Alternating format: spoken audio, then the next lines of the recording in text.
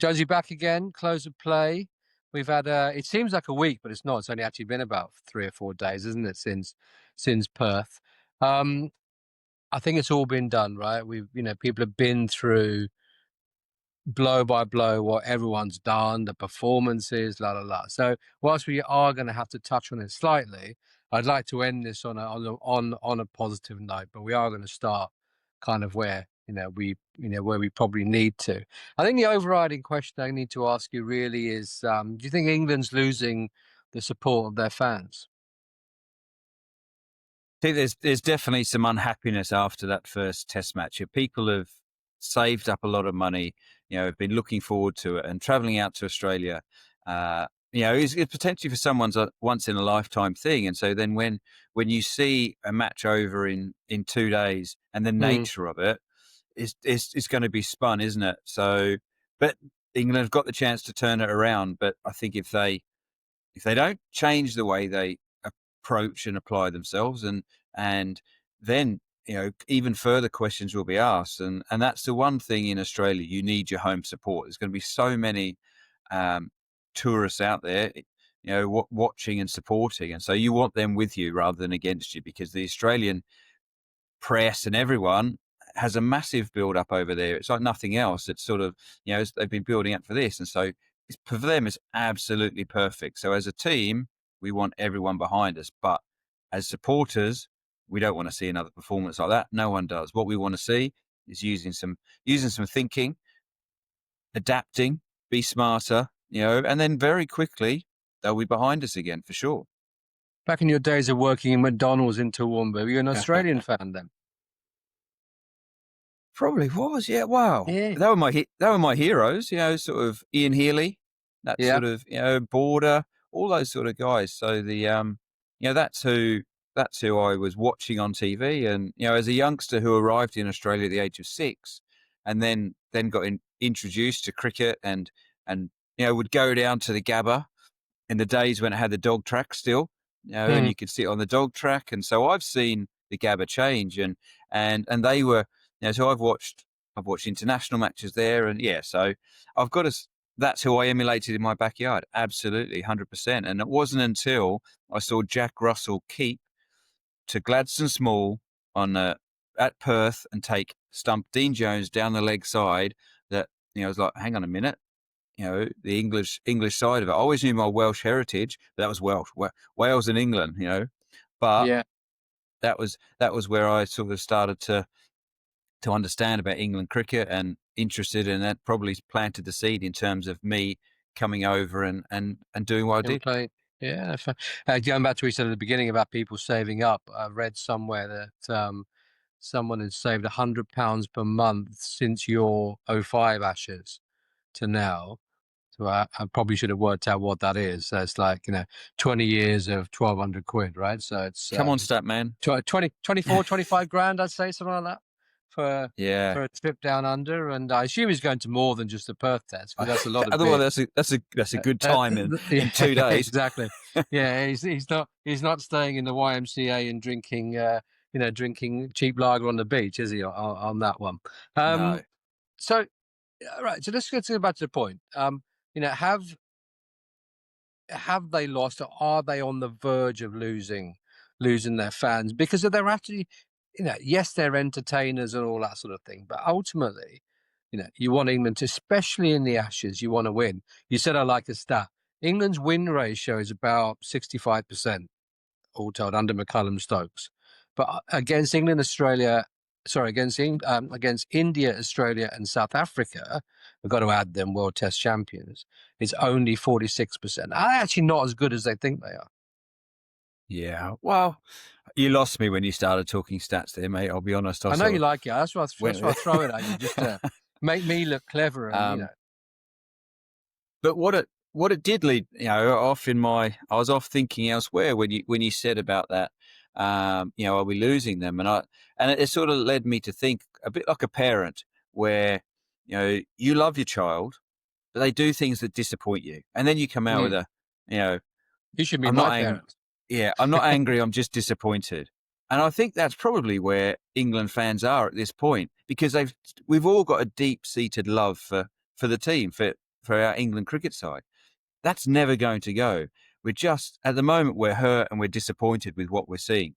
And as a parent, you give your child the opportunity to make good. And so that's what needs to happen. And so I think the fans will always be fans, and that they'll just fluctuate with how in love they are with the team. And at the moment, it's just been knocked off a bit because of the performance they've seen, and also some historic performances. I know we mentioned about that last Test match in England against India, very, very winnable match, which we threw away. And so when you see repeated patterns, you want to see them changed, and so that's why. So people have travelled out there. They wear their heart on their sleeve, and they want to see a Test match win out there, because it's just, again, it's something that is so rare, and that's what they're craving for. I want to go to that first Test match. I want to see a win. Oh my gosh, what a performance that is! I'm disappointed again. Yeah, it's like being at a World Cup final rugby, or when England won in '03 and that sort of thing. When you said about Duncan Fletcher, not with the press support, was that before '05? No. So Oh. yeah, that was something, as the pressure side of things throughout the Ashes, and when you're on a losing streak, is that you start to see some cracks open up, and as a team, you want to see togetherness and everything like that, and that's the one thing that I think the Aussie press are doing quite well, is they're trying to really open up some cracks, talking about Canberra. Should we go to Canberra? What are you doing in Brisbane? What is your pink ball preparation like? And our press are doing a little bit the same, because that's what you want. You want those clips. You want those sort of front page news and stuff. And so what happens then, if you then start to see slight cracks yourself within your own squad, you then start to worry a bit about where we are, and think, okay, where we thought we could change this around, can we actually do that? Is that, or are we too far gone? And England's definitely not there. It's only one Test match, Yeah, so, but their approach is always the same, isn't it? If you look at, we did talk about this last time, Root, Pope and Harry Brooks dismissals in the second innings. They are all, balls on fifth stump, plant your foot firmly outside and have a big booming drive. And Ollie Pope was in. I mean, the other two had just started their innings to an extent. Is that either, or it could be both, but is it either that's just the way we play and that's what we're going to do, or is it as a consequence of not having had enough practice and getting used to Australian conditions, where the ball is going to bounce more, and just throwing your bat at it outside the off stump, which you can do in England, you can't do there. Yeah, I totally get it. But the one thing I don't doubt in any way, shape, or form is that they're not trying hard in the nets. They're not, I think that's fine. Yeah. And so, but I do get what you're saying, and this the hard bit to watch was batter after batter doing it. One guy, you could sort of go, okay, yeah, Zach Crawley, for example, we know he's going to do it. That's what's happened throughout his career, and so it's been his way. But for Joe Root and even for Ollie Pope, that's not the sort of play that we see from them, and so that you then have to question about the practice element. Okay, playing on wickets which are similar. From what I've heard, Lilac Hill, where they played the warm up match, isn't the same sort of bounce that you get at Perth. Okay, and so then how do you match that up? Because as a batter, it definitely is a way. You have to think about it. You have to prepare for it. That's when you go to the subcontinent. I remember on one of my first tours out there I went to Bangladesh first, and then we went to Sri Lanka. Okay, we got into the wickets and we scuffed them up, and we went, we created an absolute Bunsen burner. Because that's what we were going to be playing against. We couldn't really replicate that over here because we're in the middle of winter. You can't go and do that to wickets over here. It was before the bubbles came along that you could practice out. So you're indoor. When you're out there, when you're on the ground, you're hoping to replicate, and so that bounce. And if you don't, then you see those sort of dismissals, because it does take a little bit of time for your mind to get into decision making. because you have a batter, you do have a style, no doubt about it. You have a method and a style. It's the slight little adaptations and ability to do that in reference to the surface you're on. And that's where preparation time comes into it, and trying to get as similar to what you're going to play in the test match. And I think that's why all the old timers have been as angry as they have, because they're probably not seeing the way that they prepared, because they're thinking you can't just do it in one match. You do need several matches. And in the nets is completely different. There's no consequence in the nets. You swoosh at those, okay? Yeah.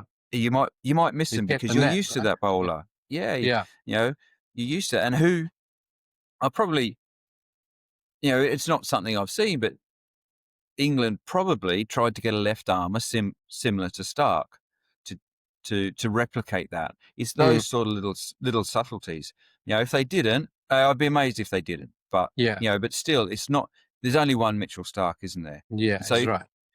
So to put it into context, if you go into a test match and you haven't faced a left arm, tall, quick, Swinging, and all of a sudden, you're out there in the middle, you're battling that. Yeah. You're then going, okay, right, how am I dealing with this on the fly? And as a batter, you've got one chance. Bowlers got 6 balls and multiple overs. As a batter, you make one mistake, you're off. Yeah. Old timers, of which you are one. Your ex-captain, I mean, Michael Vaughan, he's on everything, right? He's on Stick to Cricket. He's on the BBC. He's on, I think, one of the Australian channels.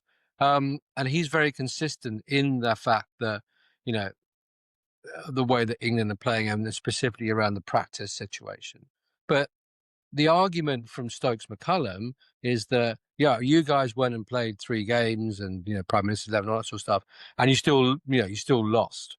You to the 10-11, and then before that, I don't know when it was. So they're going to go, well, you did it your way. You've had your chance. You didn't do very well. We're going to do it our way and judge us at the end of it. I think that's fair, don't you? Yeah, and that's where Alex Stewart listened to something. I know we both watched that, and Alex Stewart was very strong in his views on that. And I have an agreement with him that they've set out their way. Okay, they've sat down, they've analysed. They haven't just jumped on a plane and gone over and say, okay, Cricket Australia, this has done months, if not years in advance as to what the schedule is. And so McCullum he's got his way of doing it. He's got this team together brilliantly. That's what he's man managed them really well. And so he's looked at it and gone, okay, this is what I think. Stokesy, what do you think? This is the way it is. And don't forget, they weren't planning on losing in 2 days. And so to wind back a bit, they were in New Zealand playing there. I know not all of them, but they went from New Zealand. Then they came over to Australia. Okay, they had their preparation there. They had Lilac Hill. They were in the nets, and then they anticipated playing a 5-day test match. So a few days strong preparation, 5 days test match, a couple of days recovery. Then you go to Brisbane. Then you start the cycle again. You're sort of up to Brisbane, maybe 4 days out. Again, you're still recovering and you're starting to build up. So that was their number one plan. If all of a sudden this happens in the first test match and you're frantically making changes, you're going, right, we want this put on for us. We want this put on. For one, wickets don't happen overnight. Yeah. You've got to, so that's why the programming comes into it. But as a player, if I'm in that squad and I'm there going, hang on, Baz is now sending us all to Canberra. That wasn't in the plan. Yeah. Oh, hang on, we're going up to Brisbane early because we're going to go to Allan Border or the Ian Healy field because they've got floodlights, and and we're having, it's a bit like naughty boy nets. As a player, if you had a bad day, so playing for Kent, if you had a bad match, there's the old jokes. Oh no, we're going to be dragged in for naughty boy nets, and it was that negative. And so I absolutely can see why McCullum is doubling down and saying we're not changing. There might have some tea times booked in Brisbane anyway. The ripple effect, yeah. Well, no doubt they will. Brisbane, that's one of my places of belonging from the age of 6 till moving. Yeah, so in terms of that. And that's where McCullum has been so good. He's in turn getting this group together. So he has to show that leadership. And so that's why I said, if all of a sudden it starts changing, the group then starts to doubt and distrust. And that's the one thing he does not want to do after one test match, playing an Ashes series away. Yeah, I get that. What do you make of Usman Khawaja playing golf allegedly for 3 solid days prior to the first test? It's the way, it's the way, isn't it? Yeah. He's probably, he does things his own way. Hindsight, you're going to look at it and you're always going, well, that's ridiculous. Yeah, of course. Yeah. Because it's easy, isn't it? And it's all come about as well because Travis Head has sort of thrown him under the bus a bit with saying, oh, no, Uzi was playing golf, whereas I went to the optional training. Who got the runs? And so, so it's, there is no doubt there's a balance. Yeah. But also to flip it to my time, back in the dark ages. Yeah. Duncan Fletcher wouldn't let us out in the sun the day. So if we were in a hot climate, he would categorically say to us, you're not going out in the sun. So if you don't just lie by the pool all afternoon, because he said he was 5 days, you're going to play 5 days of hard test match cricket. In your preparation days, you need to rest. You don't exhaust yourself. You don't go out in the sun. Don't get burnt. Don't dehydrate. Okay. Yeah. And that's where the thing, golf's hard. I have to have a snooze after 18 when I come home. I can't keep my eyes open. But so it has that, it's that little effect of it. So what it does to you little by little. And that's the thing. 3 days of golf, day one, you won't feel it. But then, especially when you're 39, your body's going to go, hold on, Uzi. Now you're standing at slip in a crouched position. This doesn't work. And so your body tells you, doesn't it? So put it down as a learning point for him. I don't think he'll do it again. I think you're probably right. He may not get the chance, but we'll touch on that a little bit later on. Hindsight's a great thing, as you said. Immediately after the end of the last test, I think the batters have got, rightly so because of the way that they play, and some people agree, some people don't. That's just that's what we're going to just have to live with. But McCullum was. He made a phrase. He said that one good innings, i.e. Travis Head, knocked our bowlers off their lengths. But there's 5 experienced bowlers there. How does one batter who's just as you said last time, is playing straight, playing correctly for the first 20 odd balls, and then takes off and forces the bowlers to start dropping it short? How does that happen when the bowlers know that length is key? Because they've seen their batters get out to it. Yeah, well, I think there's twofold, and try and keep me on track with this. The first one again is he summed up the situation. He got used to the wicket, right? He had some ideas. He'd batted once on it. Okay, he'd seen that it was moving a lot, so that was his initial thought. Was okay.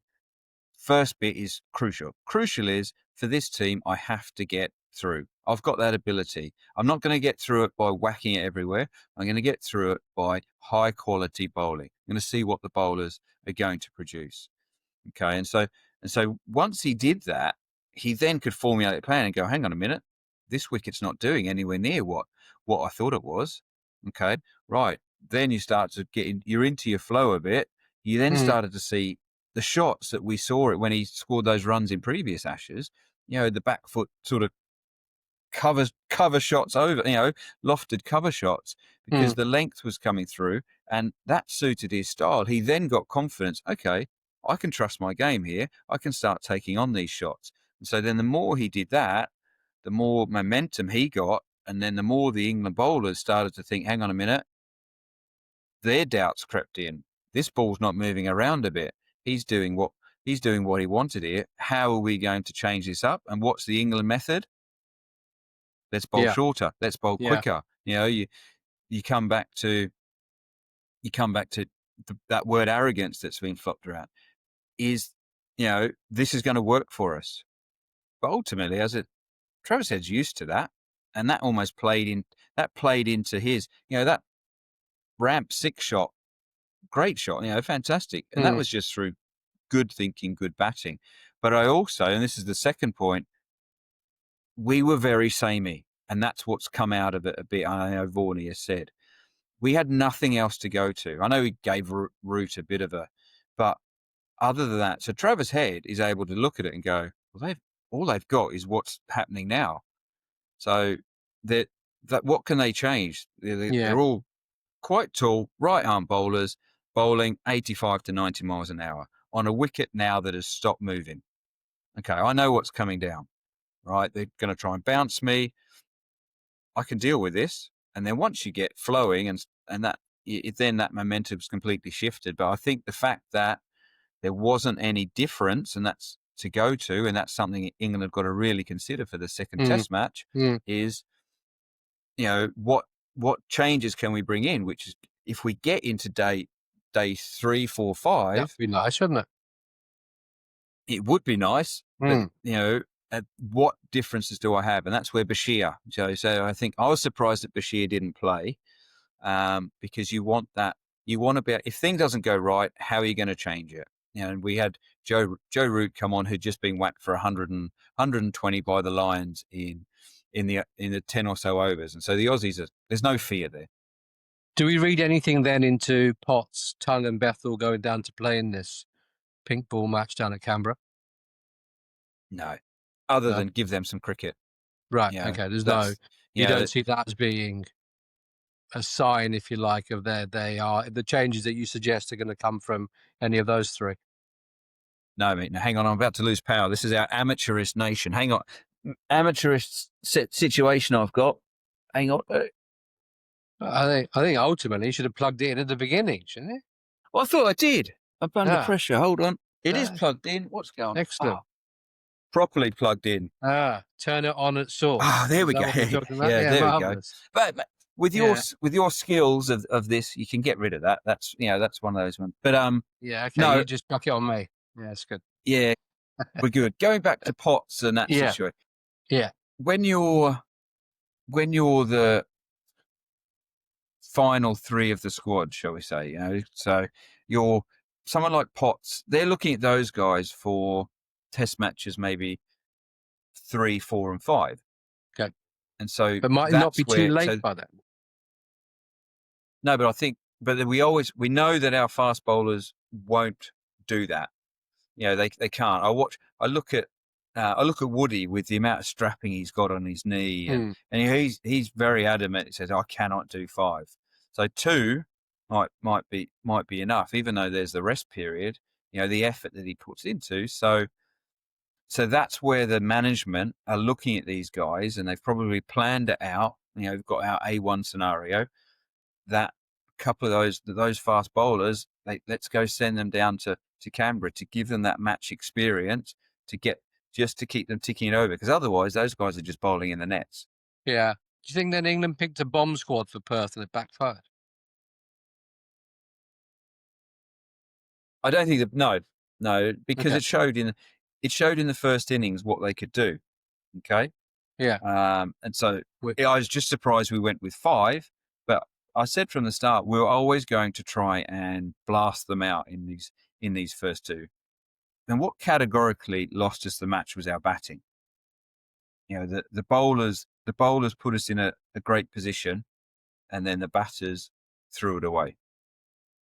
And then you're in that second innings, even if it was, that lead of 250, 300, that's what it should have been. There then is a lot of doubt created. You're not seeing Head playing innings like that, I don't think. And so the bowlers did their job for me. So this pink ball, we've got to touch on it because it is the subject of every media outlet at some point or other. Jonathan Agnew, the BBC Cricket main commentator correspondent, was saying that, suggesting that Heads could roll, or the ECB should certainly look at themselves as far as Brisbane was concerned. Our friend Stuart Law in the Times was writing that he wouldn't have gone to Canberra in the first place. Conditions are very different.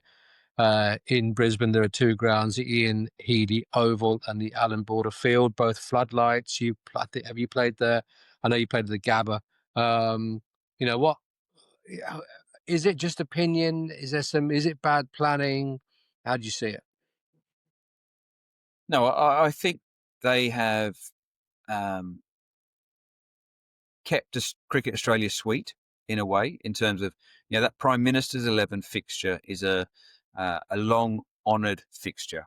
I remember I played in it down at Canberra, and we knew we were playing, and our pretty close to our test side played in it. I remember facing Sean Tate down there, and with his thunderbolts and preparing for it. And so it's been something that's always been in Ash's calendar, as far as I can recall. And so, but again, McCullum's looked at it and thought, well, it doesn't really suit us. I don't want them playing that much cricket, and so, but we still want to honour that fixture. So fine with that, sending the Lions there, but the key for me is, and Stewie's right, that Allan Border Oval is a fantastic complex. It was just being, when I left Australia, it was just being sort of built, and I have seen it when I've gone back, and it's like another, you could argue it's another test venue. It's that good with the facilities, and it's a great base to play, and the fact it's floodlit. So what I'm hoping to see, is that when they get there, they use somewhere like that. They don't just play in the nets. The nets in the Gabba, they're great, okay, but they're not floodlit. Whereas go to the AB Oval, have a night or two where you are getting used to the light, especially at dusk, because that's a hard time to bat. That's the one thing that, when I've watched those matches from Adelaide, they always talk about that dusk period. And that's when Mitchell Starc has done a lot of his damage, is because your bowler comes on and the ball just slightly starts to do stuff.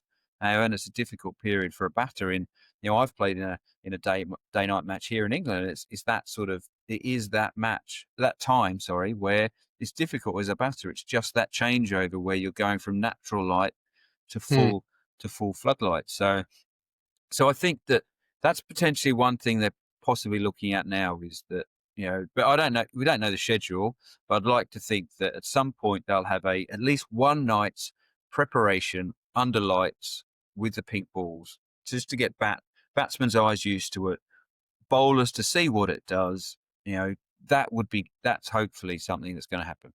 But ultimately, it comes down to responsibility, doesn't it? They've stuck to the plan. They had a plan. I understand flick-flacking like England used to do in the 90s with people like Mark Ramprakash and Graham Hick doesn't work anymore. I understand that. If England lose in Brisbane and lose badly, let's say, what does that mean for people like who've made these decisions, who have to then take responsibility for them? So Rob Key, Brendan McCullum, Ben Stokes, what happens? How do you think it's the end of the road for them? They're going to be under some immense pressure. You're putting me in danger of a frosty reception at Prince's Golf Club when I see Keezy next, mate. But it's a fair question. It's a fair question, because the Ashes series brings about these conversations, because generally we lose, and people build their careers around these moments, and people make their names and carry on, or it's a moment where people decide, it's time for a fresh start. But I don't think McCullum and Keezy are there yet. Okay. I think because what they're building, I don't want them to lose, but I think where they're going and what they've developed is fantastic. Okay. The players we've got, the way we're playing when we do it well, okay, is what we all want to see and is unbelievable. And that's what I love as a fan watching. Okay. So the way we're trending there's going to be definite questions about the methods. Okay. Things like not doing this. So there'll be questions there, and then maybe looking forward to the next time. But I don't think Keezy is jobs on the line in any way. Okay, same with McCullum. if you've got a 46% win percentage against India, Australia, and South Africa, I'm just going to throw that stat at you, you like it, which suggests that they lose more than they win because 50% is the level playing field. So they're losing slightly more than they're winning against big sides. Does that not suggest then that it isn't right? The methodology is incorrect. Point taken. Yes. But Bearing in mind, I'll throw back. No, that's but Keith. No, the one thing with Keezy is he's highly intelligent and he's analytical. Okay, he doesn't do stuff on a whim. So McCullum stuff wasn't on a whim. Keezy has we talked about him loving talent. Okay, yeah, and he's seen the talent we've got in this country. It's immense. Okay, look at those batters. Our talent is immense. What he wanted was someone to bring them together. That man, Brendan McCullum. The way he did it for New Zealand, okay? The way New Zealand performed under his leadership, outstanding. So he's done that. So he's done with that in terms of getting that person in there, okay? So that side of it, what needs to happen is that, or if we win a few more, if we learn, if we progress, okay, these young batters come in who are doing so well. If we bring them in and we win a few more that we've lost, all of a sudden you're talking about a win percentage that is over 50%. And that for me is that we're not far off. Okay. The frustration is how long are we going to take to get there? Yeah, that's right. And that will be the question is if the perception is we're taking too long to get there, okay, and we're carrying on doing it and we're not having the success that the ECB want, that's when all of a sudden questions. But for me, currently, as we sit, we're working towards what could be something quite incredible. We haven't got it yet, but it's that element. How long are people willing to wait? Do you think with the has-beens thing, actually, when you guys played and, even, before you and whatever, there was a time and a place, right? There was no T20, there was no franchise cricket, none of that sort of style of play. You could even crowbar in, social media has driven sort of that sort of short-term sort of behavior, sensationalism, all that sort of type of thing. And therefore, the cricket that we're seeing today is an outcome of that, which is why the old-timers, the has-beens, as to use Ben Stokes' words, are up in arms because they didn't have it. So they can't relate, and I'm saying they, but you are one of them, can't necessarily relate to that because when you played, it didn't exist. So therefore, Stokes and McCullum and Rob Key are actually correct because they understand the zeitgeist, if you like, and they're saying this is the way it can only go one way. It's not going to go back to as it used to be. So just stick with it. But the question, as you just alluded to, or the point you alluded to there, is time. Yeah, and it's even within this squad, it's been a question. So, that they've had to deal with that in terms of there's currently a franchise cricket going on at the moment, isn't it? Jordan Cox, for example, he was with the tour early on. He's now gone off to play in a franchise league because the money that he's getting for that, is incredible. Yeah. And so Jordan doesn't want to fly around Australia being the drinks carrier. Someone like Sam Billings did for several famously, tours. Yeah. Okay. Yeah. And so Billings was, that was his role. And Jordan now has gone, Keezy, if you're not picking me, I'm going to go off.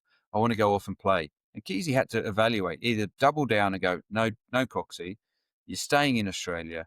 You're following us around. You're carrying the drinks and you're waiting for opportunity. They weighed it up and they went, do you know what? We understand your point. Okay. If we need you, we'll bring you back. Go off and earn your hundreds of thousands. Okay. But you're still part of our thoughts. You're still on standby. Okay. And that's a bit.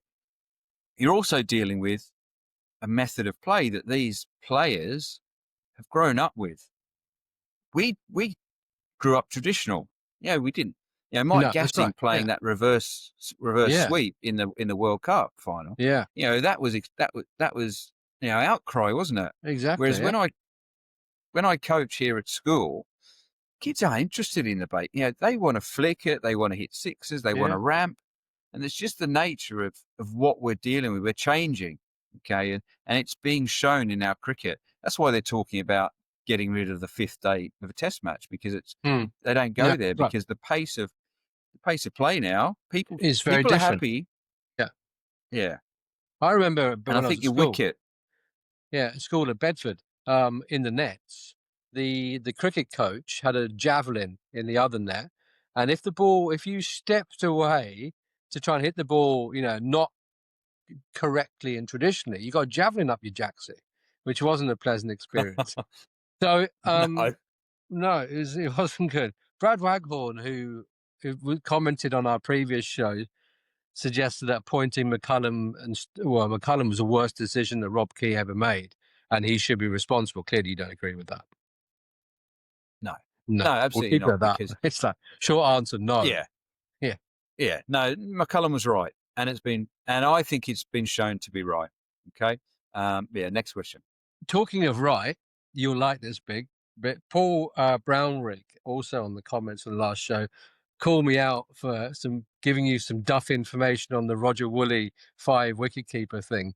Roger Woolley only played 2 tests against Sri Lanka and the West Indies. Rod Marsh was the keeper in that 82-83. So you've gone. I'm going to call a let because it was a crap question. You're gonna try and claim it wasn't true or false, right? Because he didn't play. So you can have 2-0 if you want. You can be pedantic and bring out the inner cricketer / golfer, or you can just go, we'll stick with 1 or as a rubbish question. But I may have culpa, mate. I'm falling on my sword. Mate, we've gone DRS, so you've been proven. Yeah, we've been whatever. We've got whatever it is. We've gone like that, and you've been proven to be wrong. So it's it's my point, and it now leads me to believe: can I trust any stat that you put towards me? So just think you've probably got a stats department at the school. You can go check them out, can't you?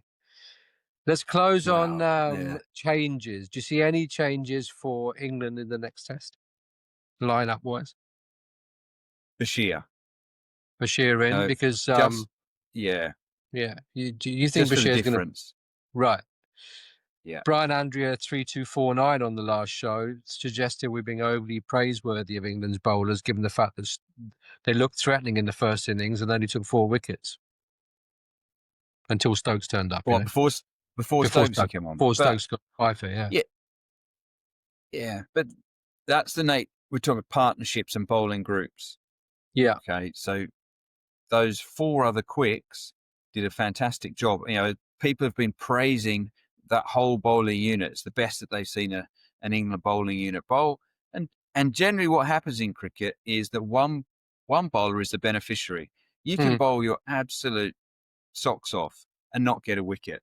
But at the other end, someone's bowled. Probably this is something you can relate to, mate. Imagine with your cricketing prowess is you're at the other end bowling pies and you're getting wickets. Whereas your mate at the other end is bowling absolute jaffers, getting nothing, and you're just there giving pat on the back. But realistically, that's what cricket's about, is those 4 other bowlers set up what Stokes was able to do. Yeah, Stokes bowled really well.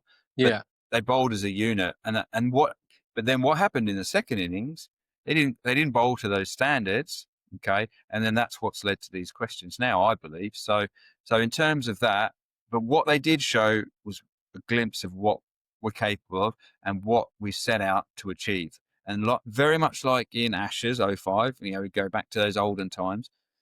That's what happened to us in the first innings against Australia.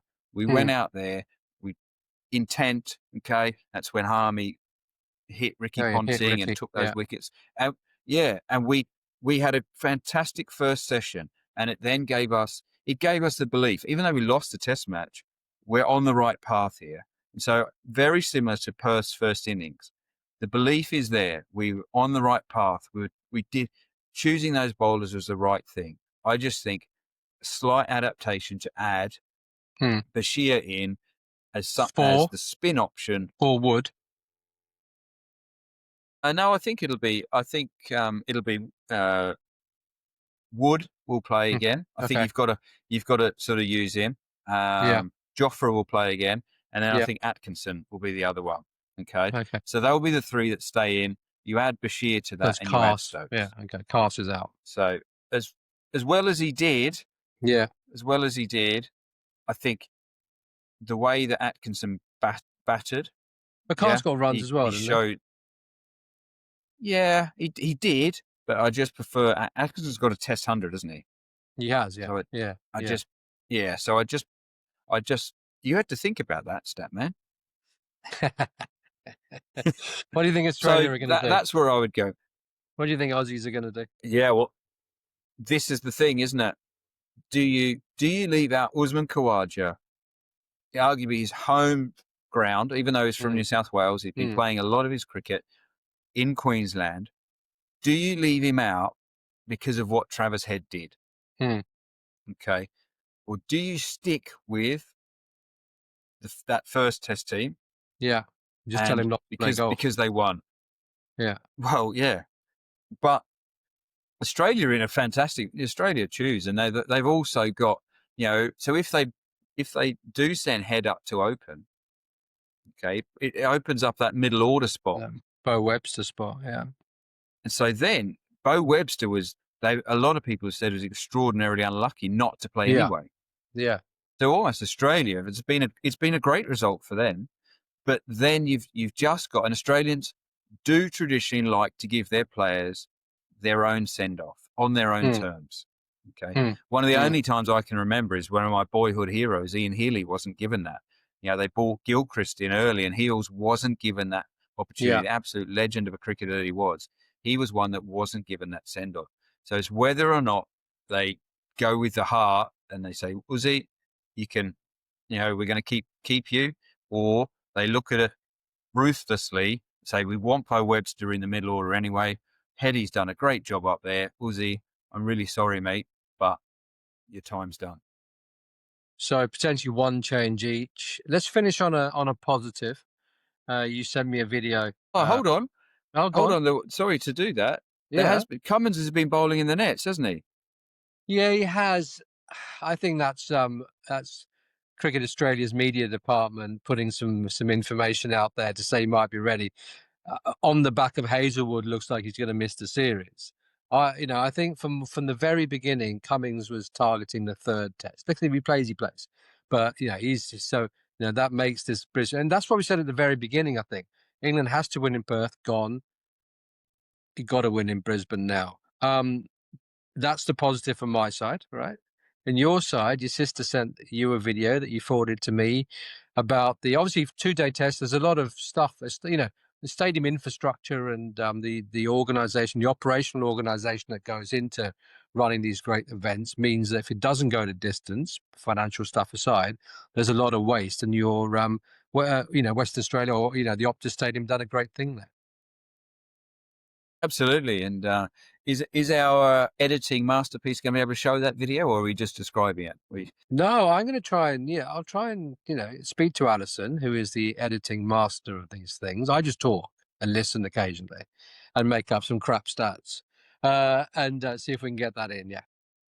But you can tell us about it. So anyway. Effectively, my sister sent me this. I think it might be an Instagram reel where Optus have showed that the amount of potential food waste was going to be epic.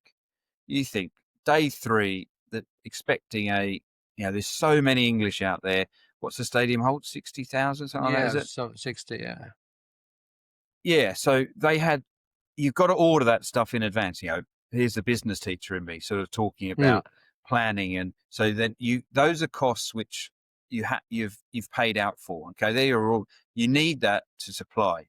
Okay, unfortunately, there wasn't going to be anyone there to use it. So what they did is that they got the trucks in and they sent out the food to food banks and the needy of Perth. And so for me, that was a great spin on what could have been a really negative. And what might have been better was to see the English lads handing them out.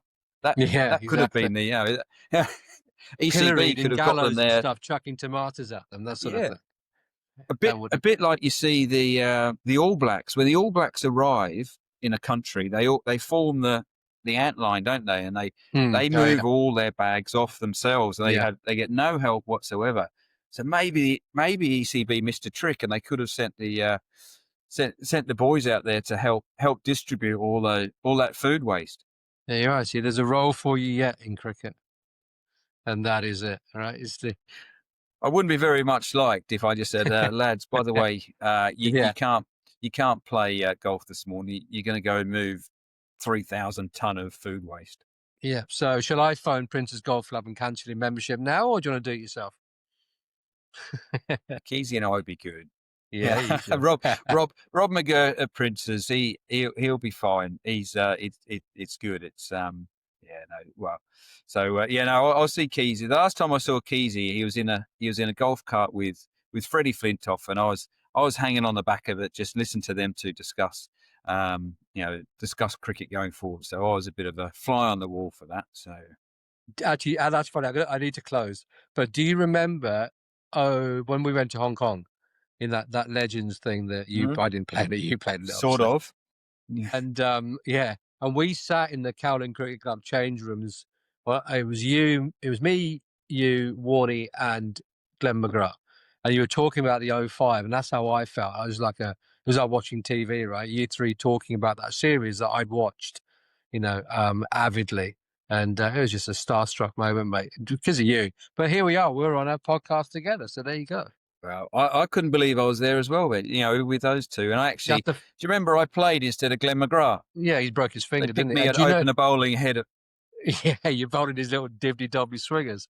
And do you remember what? Because you told me the first thing you ever said to me, because they picked a side, Jason Warne picked the side, and you weren't playing. I think it was you and Craig McMillan weren't playing.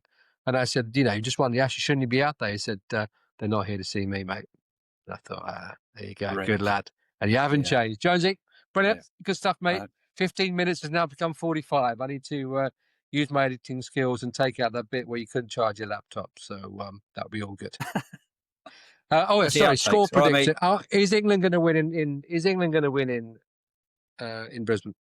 Yes, no. That's all I want. Yes.